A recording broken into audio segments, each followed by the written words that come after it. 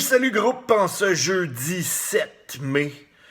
Donc, tout d'abord, s'il y en a qui savent pas trop quoi faire chez eux mais qui ont des talents musicaux, s'il y en a qui sont des musiciens, des musiciennes, je vous parle d'un concours qui vient d'être lancé. Ça s'appelle Ça va bien chanter. Donc, ça s'adresse aux amateurs de tous âges.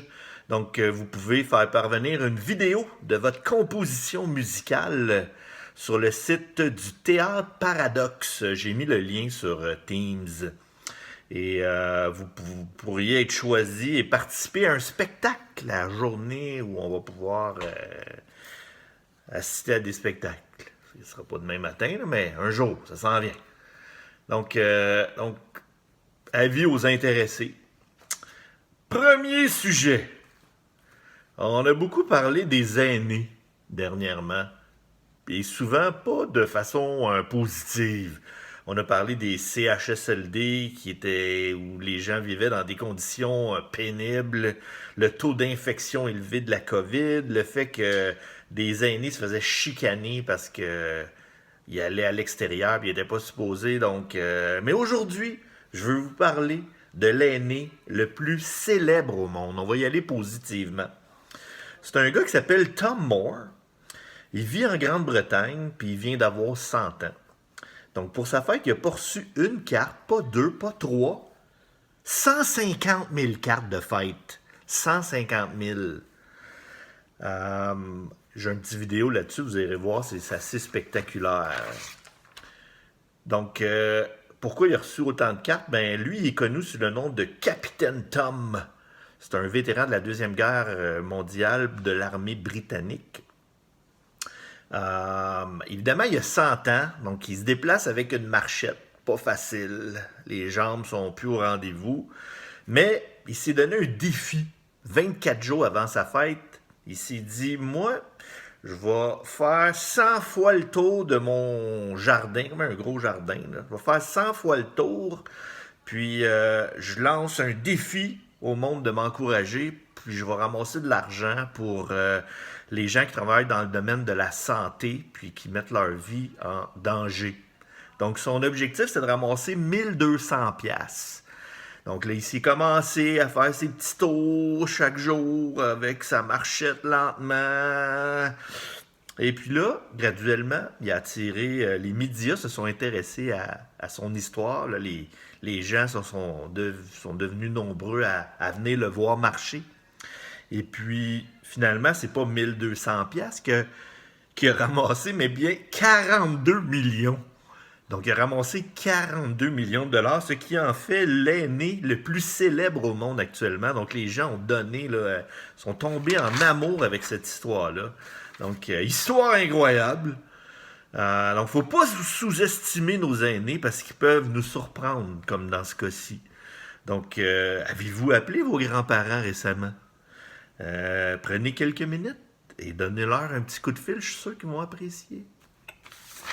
Deuxième sujet, je commence avec le mot apiculteur. Apiculteur, qu'est-ce qu'un apiculteur? C'est ceux qui pratiquent l'apiculture. Ça vous aide, hein, pour ceux qui ne savent pas c'est quoi? Ceux qui pratiquent l'apiculture, c'est ceux qui élèvent des abeilles. C'est les gens qui travaillent avec les abeilles, qui élèvent des abeilles, etc. Au Québec, il y en a 1210 apiculteurs. Mais ils sont inquiets. Pourquoi ils sont inquiets? À cause de ce mot. Le mot frelon. Frelon. C'est quoi un frelon? Frelon, c'est une guêpe de très grande taille. Genre une grosse guêpe, genre de monstre. Là. Et quand elle pique, ça fait mal. Puis pourquoi les apiculteurs ont peur du frelon? Parce que là, c'est un ennemi redoutable des abeilles. Un frelon ou des frelons, ça peut décimer des colonies d'abeilles. Et là, mauvaise nouvelle, un des frelons les plus meurtriers originaires du Japon a été aperçu en Amérique du Nord. Supposément qu'il est arrivé par un conteneur de la Chine.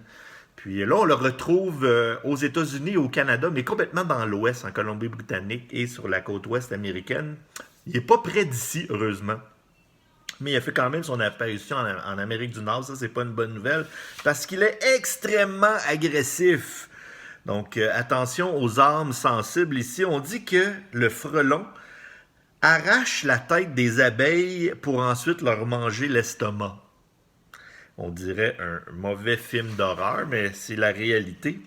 Et puis, il n'est pas tendre avec l'humain non plus parce que son dard, il transperce les vêtements puis il injecte une grande dose de poison. Donc, quelqu'un qui se ferait piquer par plusieurs frelons de ce type en même temps, ça pourrait être dangereux pour sa vie. Mais bonne nouvelle, il n'est pas dans notre coin pour l'instant. Espérons qu'il se tient loin du Québec, mais on dit que c'est pas impossible. Il pourrait survivre à l'hiver québécois.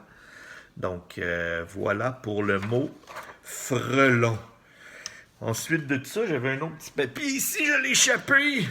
Donc, je termine en vous disant, n'oubliez pas, lundi prochain à 14h45, un rendez-vous en direct sur Teams. Déjà, j'ai inscrit dans le calendrier de l'équipe Michel Camara, lundi 14h45.